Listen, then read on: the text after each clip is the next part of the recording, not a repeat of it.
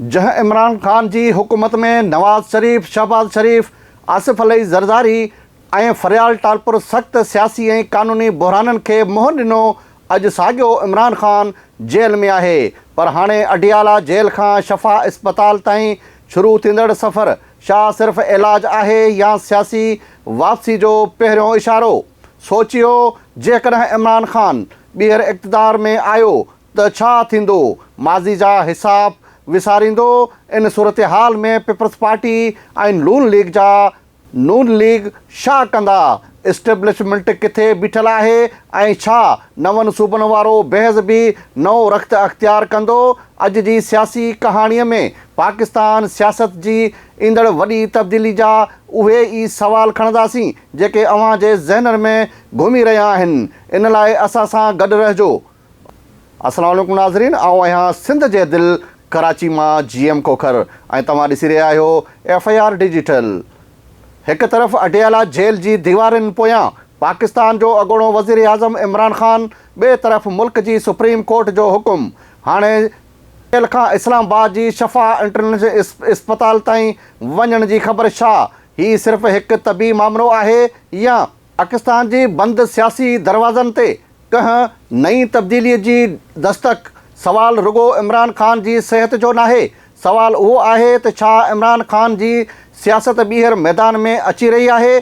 छा peoples party ऐं मुस्लिम league नून वरी साॻी पोज़ीशन में रहंदियूं? छा इस्टेब्लिशमेंट ऐं इमरान खान विच में बर्फ़ ॻरणु शुरू थी वई आहे? ऐं जेकॾहिं इमरान खान ॿीहर इक़्तिदार में आयो त छा हू साॻियो इमरान खान हूंदो या हिन भेरे हिकु मुकमल तौरु तब्दील थियल सियासतदान? 2018 में इमरान खान इक़्तिदार में आयो त खेसि तब्दीली जो वॾो नारो हासिल हो। इतिसाब, करप्शन ख़िलाफ़ कार्रवायूं ऐं पुराणी सियासी निज़ाम खे चैलेंज करणु संदसि हुकूमत जी सुञाणप बणियो। पर हुकूमत हलंदी हलंदी इमरान खान जा सियासी लाॻापा, इदारनि सां इख़्तिलाफ़ात ऐं मुख़ालिफ़ धुरनि सां वेड़ वधंदी वई। 2022 में अदम एतमाद जी रथ कामयाबु थी इमरान खान इक़्तिदार खां ॿाहिरि थी वियो।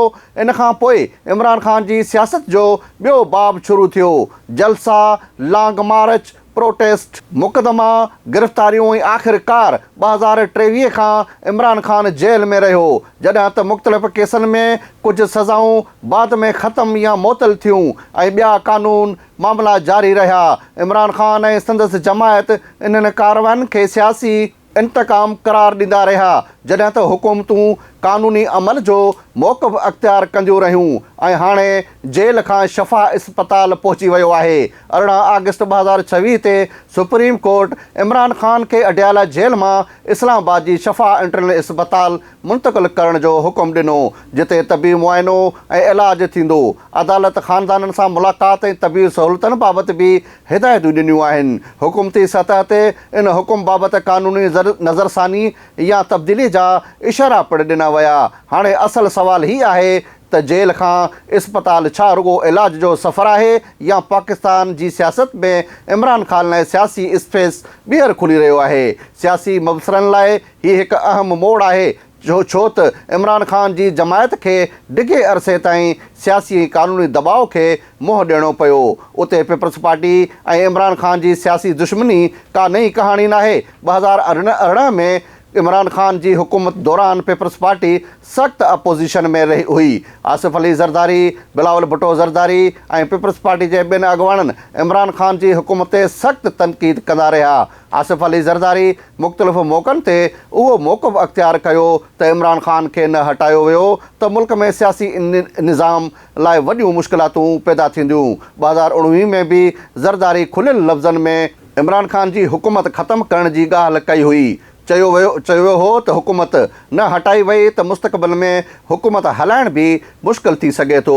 हिते पीपल्स पार्टी जी हिकु वॾी सियासी हक़ीक़त साम्हूं अचे थी। पीपल्स पार्टी इमरान खान जी सियासी अंदाज़, संदसि सख़्त एहतिसाबी बयाननि ऐं ताक़तवर सदारती तर्ज़ वारी सियासत खे पंहिंजे लाइ ख़तरो सम्झंदी रही आहे। पीपल्स पार्टी खे ख़दशो रहियो आहे त जेकॾहिं इमरान ख़ान मुकमल ताक़त सां ॿीहर इक़्तिदार में आयो त सिंध हुकूमत पीपल्स पार्टी जी सियासी क़ुवत ऐं ख़ासि तौर ते आसिफ अली ज़रदारी जी सियासी असर खे वॾो चैलेंज मिली सघे थो।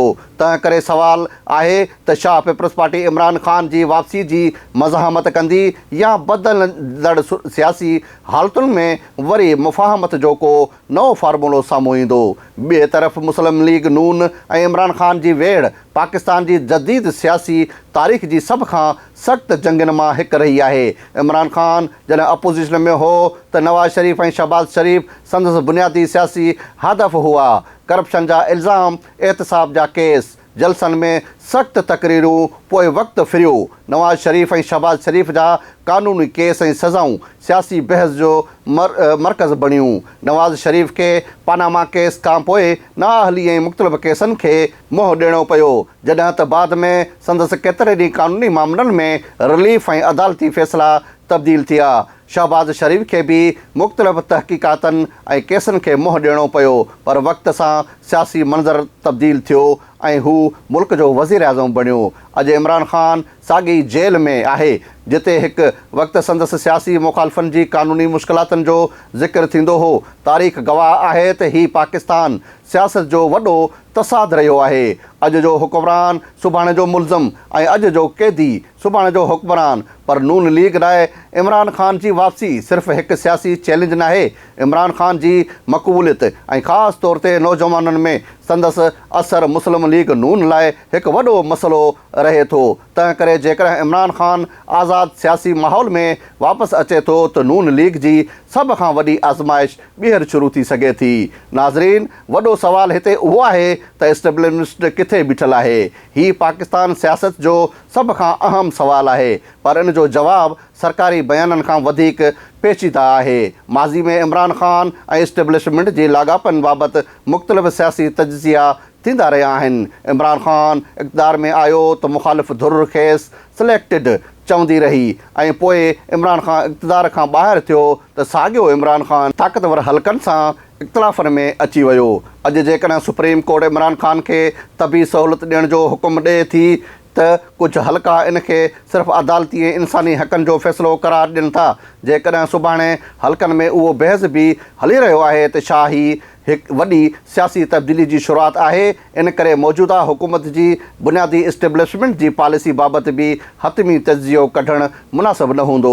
असल ॻाल्हि उहा आहे त पाकिस्तान जी सियासत में कंहिं बि वॾी सियासी वापसी लाइ इदारनि, पार्लियामेंट, अदालतनि ऐं अवामी राय चारई जी अंसरनि जी अहमियत रहे थी। जेकॾहिं इमरान ख़ान खे ॿीहर हुकूमत मिली त छा थींदो? हीउ सुवालु शायदि सभ खां अहम आहे। छा इमरान ख़ान ॿीहर साॻी तर्ज़ ते हुकूमत कंदो?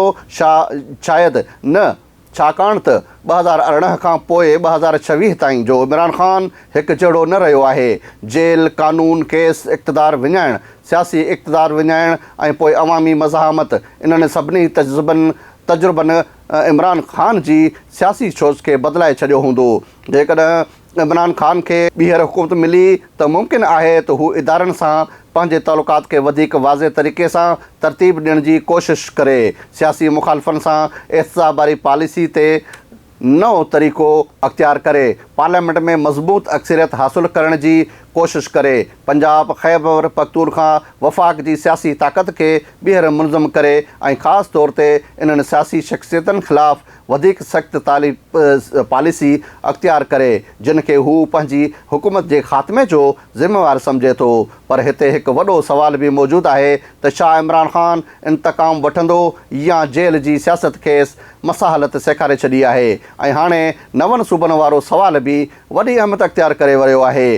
सिंध में नवनि सूबनि, इंतिज़ामी यूनिटनि ऐं सिंध जी विरासत वारो बहस वक़्त ब वक़्तु सियासी गर्मा गर्मी पैदा कंदो रहियो आहे। कॾहिं उहो बहस शहरी बहिराड़ी जी सियासी फ़र्क़ सां जुड़ंदो आहे, कॾहिं इंतिज़ामी सुधारनि जे नाले ते ऐं कॾहिं क़ौमी सियासत जे दबाउ में। हाणे सुवालु उहो आहे त जेकॾहिं इमरान ख़ान ॿीहर मज़बूत थी वियो त छा नवनि सूबनि वारो राग बंदि थी वेंदो? इन जो जवाबु सादो आहे त हा या न में नाहे, छाकाणि त नवनि सूबनि जो सवाल सिर्फ़ु इमरान ख़ान या हिकु हुकूमत जो मसइलो नाहे। इन में शामिल आहिनि सूबाई ख़ुदमुख़्तियारी, 18हीं तरमीम, सिंध जी वहदत, शहरी आबादी, इंतिज़ामी मसइला, सियासी नुमाइंदगी।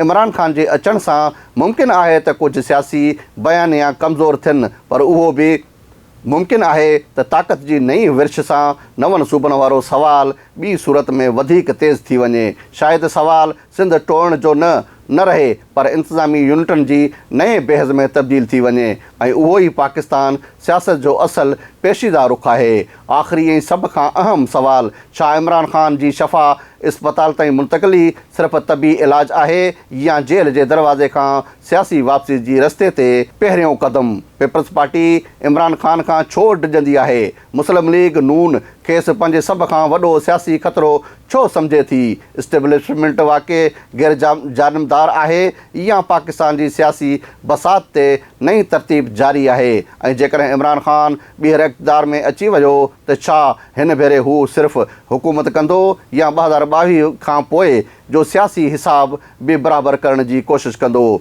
इन में के बि ॿ राय नाहिनि त हिन वक़्तु पाकिस्तानी सियासत हिकु नई मोड़ ते बीठल आहे। जेल, इस्पताल, अदालत, सियासत, इक़्तिदार, इमरान ख़ान जी कहाणी अञा ख़तमु नाहे थी। शायदि असुलु कहाणी त हाणे शुरू थी रही आहे। उहो ईंदड़ वक़्तु ई ॿुधाईंदो त कहिड़ा जमहूरियत जा गुरू मैदान में हूंदा ऐं कहिड़ा जेल में हूंदा। नाज़रीन, जेकॾहिं अव्हांखे असांजी स्टोरी पसंदि आई हुजे त असांजे चैनल खे सब्सक्राइब कजो, फेसबुक खे फॉलो करणु न विसारिजो। ख़ुदा हाफ़िज़।